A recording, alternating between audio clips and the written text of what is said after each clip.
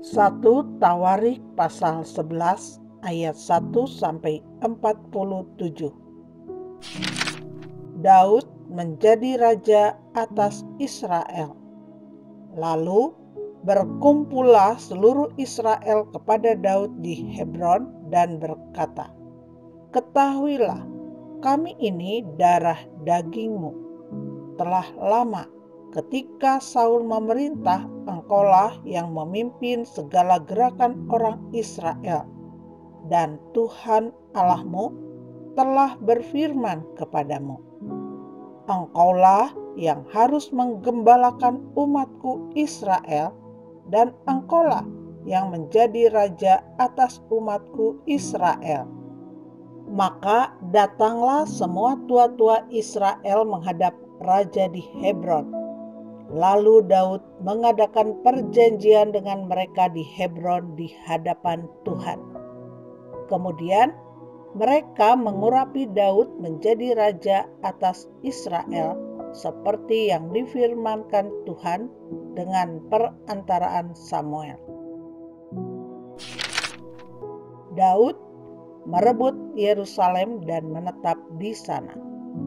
Lalu Daud dengan seluruh orang Israel pergi ke Yerusalem. Itulah Yebus. Dan di sana orang Yebus adalah penduduk negeri itu. Penduduk Yebus berkata kepada Daud, "Engkau tidak sanggup masuk kemari." Tetapi Daud merebut kubu pertahanan Sion, yaitu kota Daud. Daud telah berkata, "Siapa lebih dahulu memukul kepala orang Yebus, ia akan menjadi kepala dan pemimpin." Lalu Yoab anak Zeruya yang menyerang lebih dahulu, maka ia menjadi kepala. Lalu Daud menetap di kubu pertahanan itu, sebab itu orang menamainya kota Daud. Ia memperkuat kota itu sekelilingnya, mulai dari Milo, bahkan sekelilingnya seluruhnya. Sedang Yoab membangun kembali selebihnya dari kota itu. Lalu makin lama makin besarlah kuasa Daud, sebab Tuhan semesta alam menyertainya. Pahlawan-pahlawan Daud. Inilah kepala-kepala para pahlawan yang mengiringi Daud, yang telah memberi dukungan yang kuat kepadanya bersama-sama seluruh Israel dalam mencapai kedudukan raja, dan yang mengangkat dia sebagai raja, seperti yang difirmankan Tuhan mengenai Israel.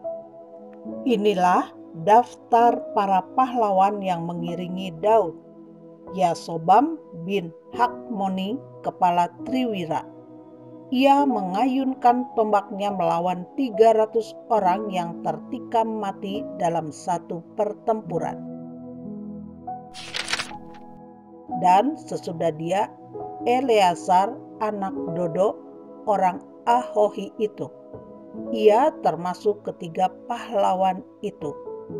Ia ada bersama-sama Daud di Pas-Damim ketika orang Filistin berkumpul di sana untuk berperang.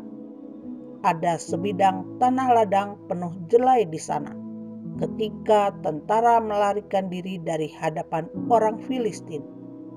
Maka berdirilah mereka di tengah-tengah ladang itu. Mereka dapat mempertahankannya dan memukul kalah orang Filistin.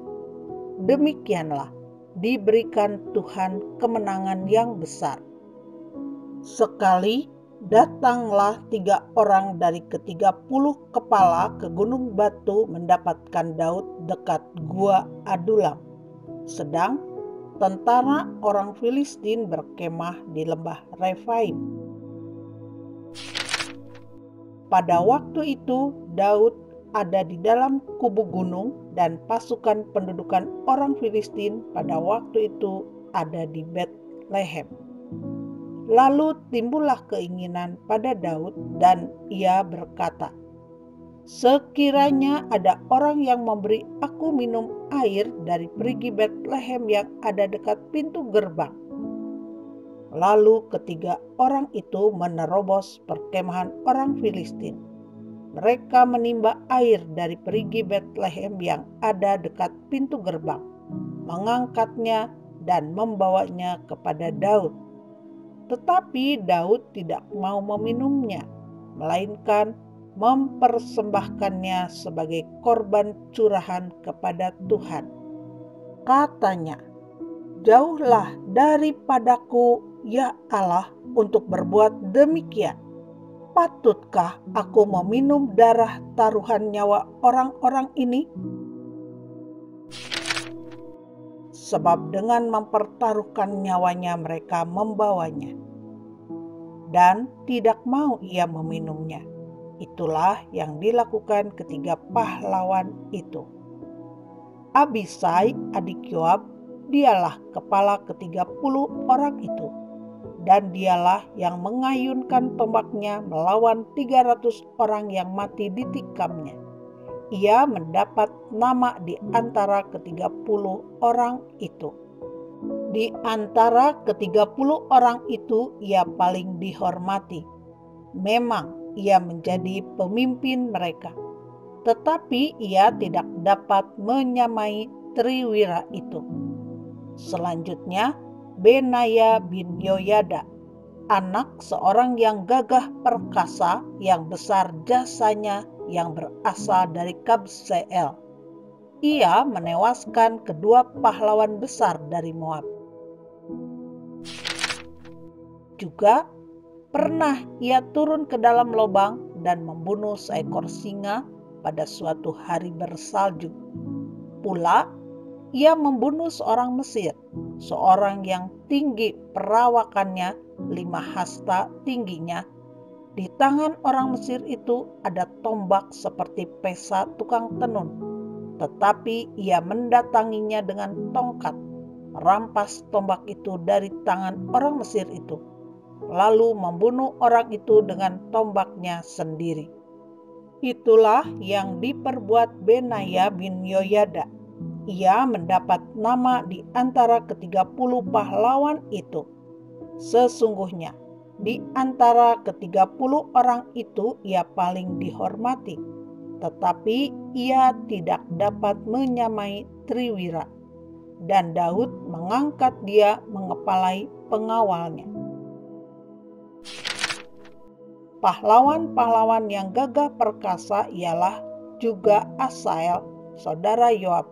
Selanjutnya Elhanan bin Dodo dari Betlehem, Samot orang Harod, Heles orang Peloni, Ira anak Ikes orang Tekoa, Abiezer orang Anatot, Sibkai orang Husa, Ilai orang Ahohi, Maharai orang Netofa, Helet bin Baana orang Netofa, Itai bin Ribai dari Gibea orang Benyamin, Benaya orang Piraton, Hurai dari lembah-lembah Gaas, Abiel orang Bet Araba, Azbawet orang Bahurim, Eliahbah orang Saalbon, Hasiem orang Gizon, Yonatan bin Sage orang Harari, Ahiam bin Sakar orang Harari, Elifa bin Ur, Hefer orang Mekerati,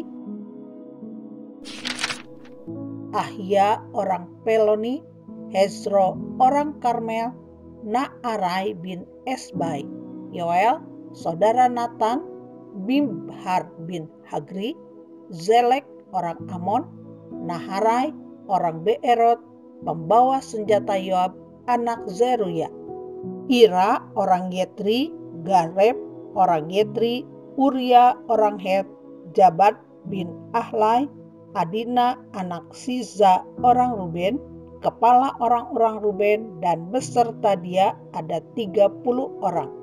Hanan bin Ma'aka, Yosafat orang Mitni, Uzia orang Asitarot, Syama dan Yeiel, anak-anak Hotam orang Aroer, Yediael bin Simri, dan Yoha saudaranya orang Tizi, Eliel orang Mahawim,